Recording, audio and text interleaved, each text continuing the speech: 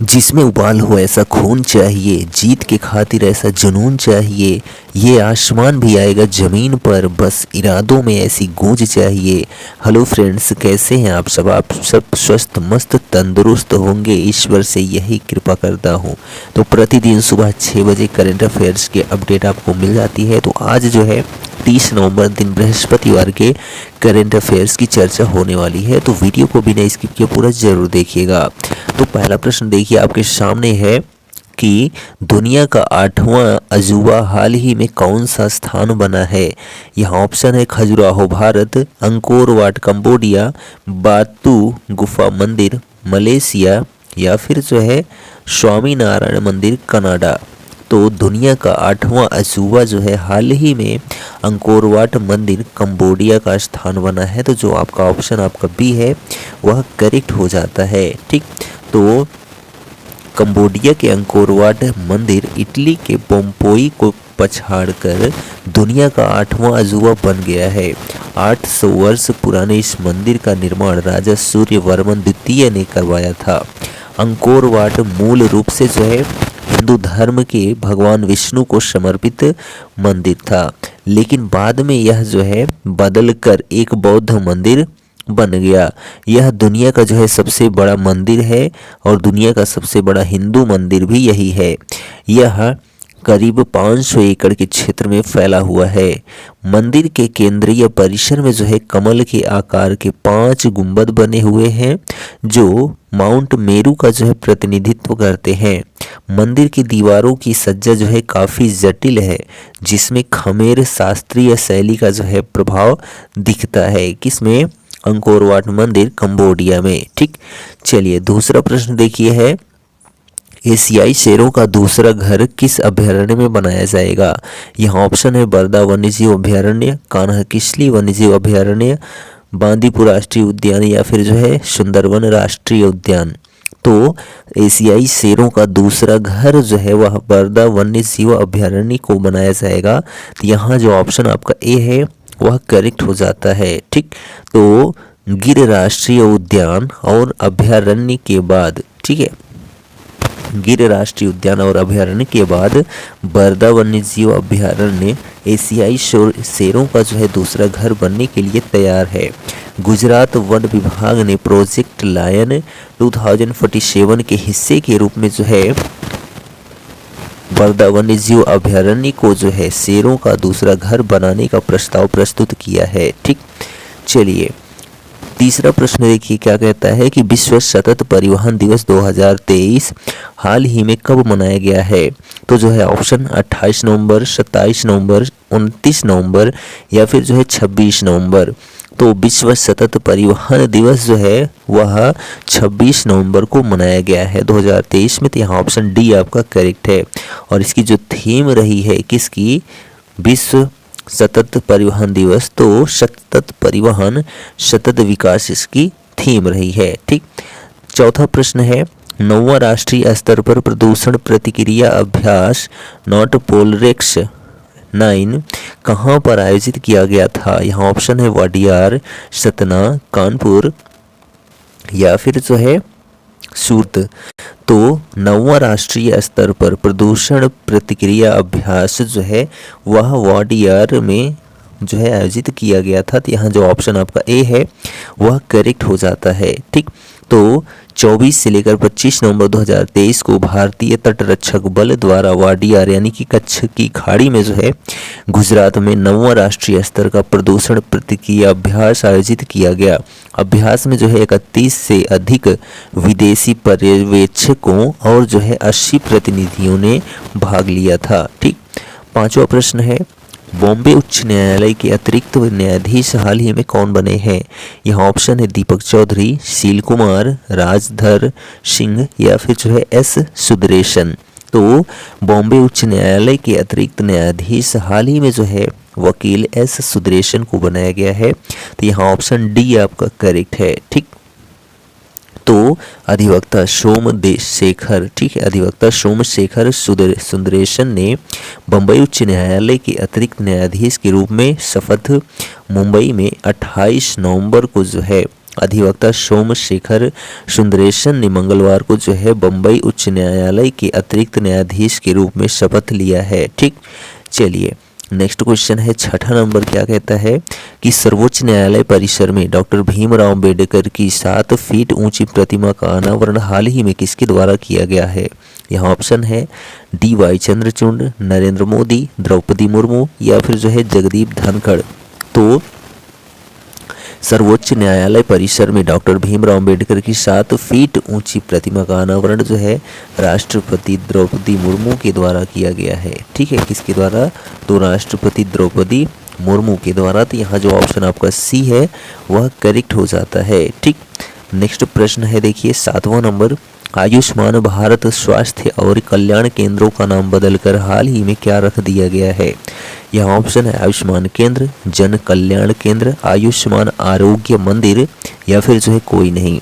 तो आयुष्मान भारत स्वास्थ्य और कल्याण केंद्रों का नाम बदलकर जो है आयुष्मान आरोग्य मंदिर रख दिया गया है। तो यहाँ ऑप्शन आपका सी करेक्ट हो जाता है। तो भारत सरकार ने अपनी स्वास्थ्य योजनाओं, ठीक है, योजना Ayushman Bharat health and wellness सेंटरों की रीब्रांडिंग करने वाली है। अब इन्हें जो है आयुष्मान आरोग्य मंदिर के नाम से जाना जाएगा और इसके लिए नई टैगलाइन भी तैयार है, आरोग्यम परमम धनम। ठीक, चलिए 8वां नंबर प्रश्न देखिए। क्या कहता है कि प्रधानमंत्री नरेंद्र मोदी द्वारा हाल ही में किस लड़ाकू विमान को उड़ाने वाले भारत के पहले प्रधानमंत्री बने हैं? यह ऑप्शन है तेजस, राफेल, सुखोई 30 या फिर मिग 21। तो प्रधानमंत्री नरेंद्र मोदी जो है हाल ही में तेजस को, ठीक है, किसको? तेजस लड़ाकू विमान को उड़ाने वाले भारत के पहले प्रधानमंत्री बने हैं। यहाँ पर ऑप्शन ए आपका करेक्ट हो जाता है। तो प्रधानमंत्री नरेंद्र मोदी ने बेंगलुरु में HAL के अपने दौरे के दौरान जो है लड़ाकू विमान तेजस में उड़ान भरी। किसने? तो प्रधानमंत्री नरेंद्र मोदी ने। ठीक, 9वां प्रश्न है कि BBC द्वारा जारी की गई BBC 100 वीमेंस लिस्ट 2023 में कितनी भारतीय महिलाओं को शामिल किया गया? ऑप्शन 3, 4, 5 या फिर जो है 7। तो BBC द्वारा जारी की गई BBC 100 वीमेंस लिस्ट 2023 में कुल 4 भारतीय महिलाओं को शामिल किया गया है। तो यहाँ ऑप्शन आपका बी करेक्ट हो जाता है। और वह 4 महिलाएं कौन सी हैं? तो दिया मिर्जा, आरती कुमार राव, जेश टुनमा, तेंजिन पालमो और जो है हरमनप्रीत कौर। ठीक, चलिए 10वां प्रश्न है। भारत के पहले साउंडिंग रॉकेट लॉन्च की हीरक जयंती जो कि 60 वर्ष पर मनाई जाती है, कहाँ मनाई गई? यहाँ ऑप्शन है महाराष्ट्र, कर्नाटका, राजस्थान या फिर केरल। तो भारत के पहले साउंडिंग रॉकेट लॉन्च की हीरक जयंती जो है वह केरला राज्य में मनाई गई। कहाँ पर? तो केरला राज्य में। तो यहाँ जो ऑप्शन आपका डी है वह करेक्ट हो जाता है। ठीक, तो केंद्रीय अंतरिक्ष राज्य मंत्री डॉक्टर जितेंद्र सिंह ने कहा कि केरल के थुम्बा से भारत के पहले साउंडिंग रॉकेट प्रक्षेपण की हीरक जयंती ऐसे समय में हो रही है जब 2023 में चंद्रयान 3 आदित्य L1 मिशन की ऐतिहासिक जुड़वा उपलब्धियां देखी गई हैं। ठीक, चलिए 11 नंबर प्रश्न है। मेरियम वेबस्टर डिक्शनरी ने जो है किस शब्द को 2023 के लिए वर्ड ऑफ द ईयर घोषित किया गया है? तो यहाँ ऑप्शन है आपका ऑथेंटिक, जिसका मतलब प्रमाणिक होता है, साइबर बुलिंग, जिसका मतलब जो है साइबर धमकी होता है, और तीसरा है स्टैंडर्ड यानी कि मानक, और चौथा ऑप्शन है आपका इनमें से कोई नहीं। तो मेरियम वेबस्टर्स डिक्शनरी ने जो है ऑथेंटिक, ठीक है, किसको? तो ऑथेंटिक शब्द को 2023 के लिए वर्ड ऑफ द ईयर घोषित किया है। तो यहाँ ऑप्शन आपका एक करेक्ट हो जाता है। ठीक, नेक्स्ट प्रश्न देखिए 12 नंबर क्या है कि दक्षिण कोरिया, जापान और कौन सा देश त्रिपक्षीय लीडर समिति को जो है फिर से शुरू करने पर सहमत हुए हैं? यहाँ ऑप्शन है भारत, दक्षिण अफ्रीका, चीन या फिर रूस। तो दक्षिण कोरिया, जापान और जो है चीन देश। ठीक है, कौन सा देश? चीन देश त्रिपक्षीय लीडर समिति को फिर से शुरू करने पर सहमत हुए हैं। तो यहाँ ऑप्शन आपका सी करेक्ट हो जाता है। तो दक्षिण कोरिया, चीन और जापान के शीर्ष राजनयिक 26 नवंबर को दक्षिण पूर्व बंदरगाह शहर बुसान में बातचीत करने के लिए तैयार हैं। इसमें तीनों देशों के नेताओं के लंबे समय से रुके हुए 3 तरफा शिखर सम्मेलन को फिर से शुरू करने पर चर्चा होने की उम्मीद है। ठीक, 13 नंबर प्रश्न देखिए, ऑस्ट्रेलिया के खिलाफ जो है T20 में शतक लगाने वाले या बनाने वाले पहले भारतीय बल्लेबाज कौन बने हैं?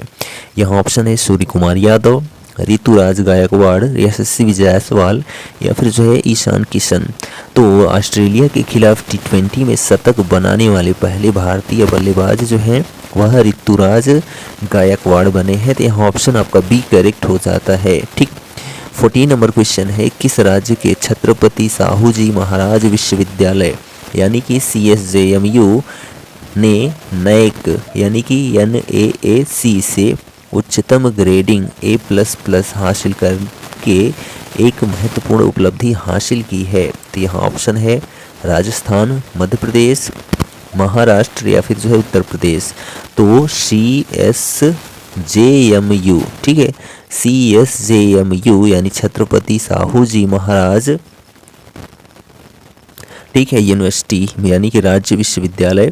तो यहाँ पर जो है ऑप्शन डी करेक्ट हो जाता है, उत्तर प्रदेश। ठीक है, तो NAAC यानी कि national assessment and accreditation council इसका फुल फॉर्म होता है। ठीक, NAAC के बारे में राष्ट्रीय मूल्यांकन और प्रत्यायन परिषद संस्थान की गुणवत्ता स्थिति की समझ प्राप्त करने के लिए कॉलेजों, विश्वविद्यालयों या फिर जो है अन्य मान्यता प्राप्त संस्थानों जैसे उच्च शैक्षणिक संस्थानों का जो है मूल्यांकन और मान्यता आयोजित करती है। कौन? NAAC। ठीक है, चलिए एक्स्ट्रा कवरेज में देख लेते हैं। तो HDFC बैंक के नए अतिरिक्त स्वतंत्र निदेशक हाल ही में कौन बने हैं? तो हर्ष कुमार भानवाला बने हैं। ठीक है, कौन बने हैं? तो हर्ष कुमार भानवाला को जो है HDFC बैंक के नए अतिरिक्त स्वतंत्र निदेशक के रूप में नियुक्त किया गया है। नेक्स्ट प्रश्न है, PRSI यानी कि public relations society of India राष्ट्रीय पुरस्कार हाल ही में किसको मिला है? तो सुगंती सुंदर राज को मिला है। ठीक है, PRSI राष्ट्रीय पुरस्कार सुगंती सुंदर राज को मिला है। ठीक, चलिए नेक्स्ट क्वेश्चन देखिए कि किस केंद्रीय मंत्री ने खेलो इंडिया पैरा गेम्स 2023 के लिए जो है प्रतीक चिन्ह और शुभंकर उज्ज्वला को जो है लॉन्च किया है? तो खेल मंत्री अनुराग सिंह ठाकुर ने। ठीक, नेक्स्ट क्वेश्चन है, NIDM यानी कि national institute of disaster management और किसके बीच आपदा जोखिम न्यूनीकरण में एक रणनीतिक साझेदारी पर हस्ताक्षर किए गए हैं? तो जो है तेरी। ठीक है, तेरी यानी कि the energy and resources institute यानी कि तेरी, NIDM और जो है तेरी के बीच आपदा जोखिम न्यूनीकरण में एक रणनीतिक साझेदारी पर हस्ताक्षर किए गए हैं। ठीक है, नेक्स्ट प्रश्न है, 47 साल बाद पहली बार डेविस कप खिताब किस देश ने ऑस्ट्रेलिया को हराकर जीता है?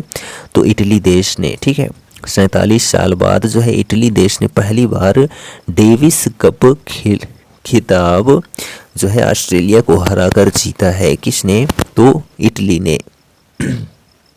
नेक्स्ट क्वेश्चन है, नवंबर 2023 में वैश्विक पेशेवर लेखाकार सम्मेलन का आयोजन कहाँ किया गया? तो गांधीनगर, गुजरात में। ठीक है, नेक्स्ट क्वेश्चन है, नवंबर 2023 में लश्कर ए तैयबा को जो है किस देश ने आतंकी संगठन घोषित किया है?